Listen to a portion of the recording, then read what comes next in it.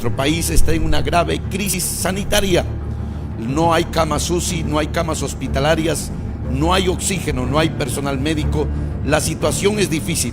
La gente se está muriendo en casa y en los hospitales. Encima de todo esto hay una crisis económica, política. Nuestro país se está polarizando entre la derecha y la izquierda. Después de la segunda vuelta me he tomado un tiempo de reflexión y de poder conocer a Pedro Castillo, porque nunca había escuchado de él, ni mucho menos de su partido Perú Libre y de la gente que lo rodea. No sabía quién era Vladimir Cerrón, quién era Zaira Arias y el Movadez y toda esa gente que está trabajando en este proyecto político. Después de haber escuchado por largo tiempo todas las entrevistas, todo el ideario político también de Perú Libre, podré escuchar al señor Vladimir Cerrón decir que el partido Perú Libre no está buscando el gobierno de 5 años, sino que está buscando el poder.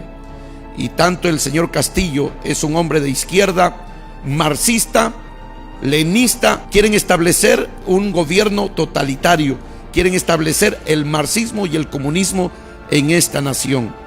Nosotros como cristianos no podemos apoyar este proyecto político, porque nunca el marxismo y el comunismo, nunca el comunismo comulgó con la iglesia cristiana.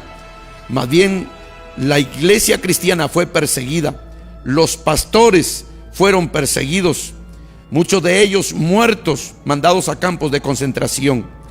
Tan solo con mirar a Vladimir Lenin, quien encabezó la revolución bolchevique allá en Rusia, 20 millones de rusos murieron en aquella revuelta. La sangre corrió a raudales, y de esos 20 millones de rusos, 200,000 fueron por motivos religiosos. Muchos obispos, sacerdotes de la iglesia copta, de la iglesia rusa ortodoxa, pero también cientos y miles de pastores luteranos, presbiterianos, pentecostales y de iglesias libres. Caminaban a los paredones, luego eran enterrados en fosas comunes, mandados a Siberia a trabajos forzados, explotaron muchas iglesias, derribaron, bombardearon, dinamitaron muchas iglesias.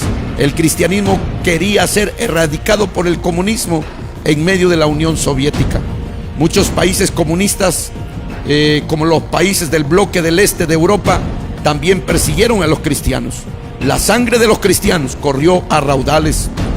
La sangre de Abel clama hasta el día de hoy, y la sangre de los mártires cristianos también claman hasta el día de hoy.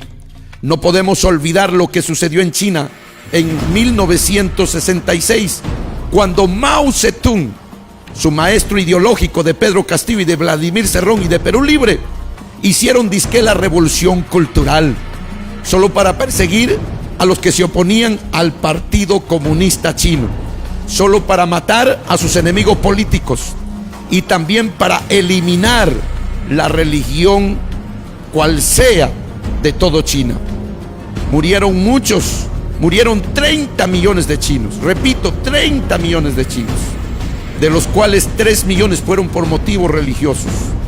Muchos sacerdotes hinduistas, budistas fueron asesinados, acribillados, y cerca de 1,5 millones de cristianos, 1,5 millones de cristianos fueron mandados a los campos de reeducación para reeducarlos, para poder enseñarles el marxismo, el leninismo y el maoísmo, lo que hoy quieren instaurar en nuestra nación. No podemos olvidar la historia, porque si usted olvida y no mira la historia, puede cometer los mismos errores. Así que el cristianismo nunca ha comulgado con el comunismo. Hoy, ahorita mismo, en Corea del Norte hay comunismo totalitario, y ahí los cristianos son encarcelados, son fusilados, son muertos. Está prohibido el evangelio en Corea del Norte. Todavía hay persecución en Laos, todavía hay persecución en Vietnam, países comunistas.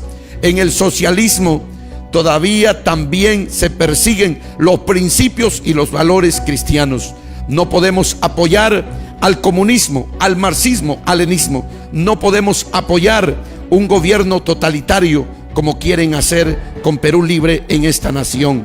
El señor Pedro Castillo puede tener buenas intenciones, pero la gente que está alrededor son gente recalcitrante, son gente de la izquierda radical, y no podemos permitir. Yo no soy keikista, no voté por Keiko ni en las elecciones pasadas, ni en esta primera vuelta. En esta segunda vuelta tengo que votar por mi país, y mi país no es votar por la izquierda.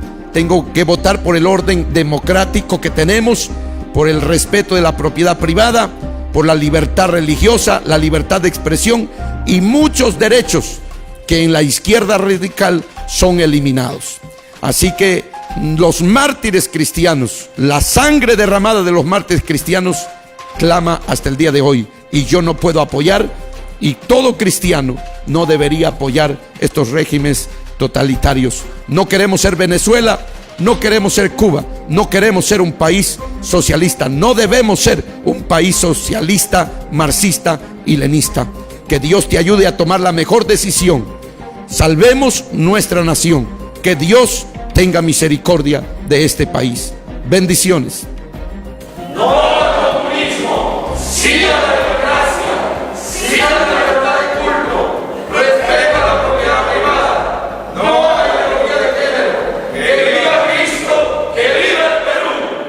Entonces nosotros creemos que tenemos que apostar por una sociedad con igualdad de género, o más conocida como justicia de género, con educación laica, porque sabemos que hay patrones eclesiásticos, ¿no?, que de mala manera pues ha estipulado o ha rezagado a la mujer a ser simplemente madre de familia muchas veces, ¿no? Entonces hay ciertos patrones en la iglesia católica, evangélica, que limitan el libre desenvolvimiento de las mujeres, ¿no? Es por ello que nosotras, las mujeres valientes, las mujeres que sabemos lo importante de la independencia política, económica, social, cultural, tenemos que apostar por una educación laica. Vamos por una ley de identidad de género, vamos por una ley de matrimonio igualitario, por todos esos lesbianas, gays, trans. ¡Somos más! ¡Matrimonio igualitario! Lo primero para nosotros es que se tiene que reconocer a las parejas homosexuales, porque un niño o niña que sea dado en adopción reciba las condiciones materiales mínimas. Lo primero para nosotros es que se tiene que reconocer a las parejas homosexuales, porque un niño o niña que sea dado en adopción reciba las condiciones materiales mínimas. Todas sus intenciones. Aquí presentaremos cuando habla de destruir la religión, porque según él es una condición subjetiva a derrotar para concretar su revolución. Escuchemos.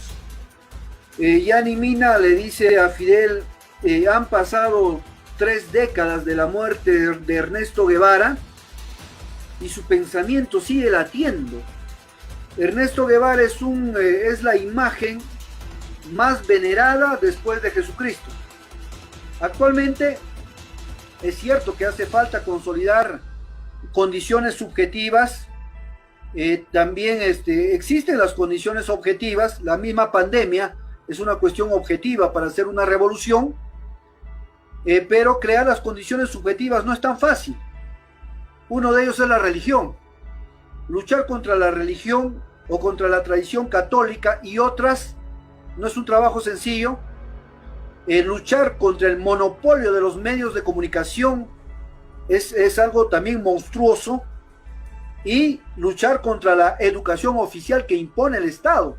Advertidos estamos. No quieren solucionar problemas del Perú como la pandemia y la pobreza. Quieren su revolución, y para eso nos enfrentan con peruanos del campo, olvidados por la ineficiencia y corrupción de sus propios gobiernos regionales izquierdistas elegidos por ellos.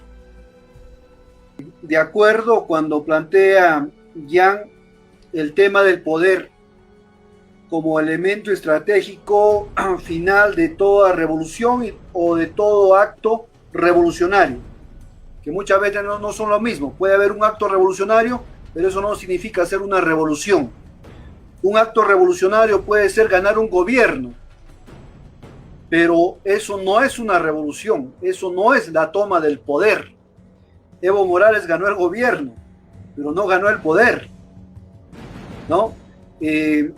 Rafael Correa ganó el gobierno, pero no ganó el poder. Brasil, Argentina, quizás se hayan estado acercando, pero ganaron gobiernos, pero no ganan el poder. Quiere decir que el proceso de las elecciones y ganar un gobierno es solamente un elemento que va formando todo el engranaje del poder. Porque al ganar un gobierno, ¿qué es lo que hace uno? Solamente confiscar las instituciones del Estado. Pero después de eso, no tiene mayor manejo. Y veamos a la luz lo que pasó con Correa, ¿no? Dejó el gobierno a Lenín Moreno, lo traicionó. Lenín Moreno hizo un plebiscito por el cual Rafael Correa ya no puede reelegirse y encima lo sentenció. ¿Cuál es el mensaje que nos da Lenín Moreno? Que la derecha va a quedarse en el poder. Va a quedarse en el poder. Entonces, ¿cuál es el mensaje que tiene que aprender la izquierda? Que la izquierda en el poder no también tiene que ir a quedarse en el poder. Y eso es lo que ha hecho Venezuela. Ha ido a quedarse en el poder. Uno va a quedarse. Y se defiende con el último rasguño hasta mantenerse en el poder.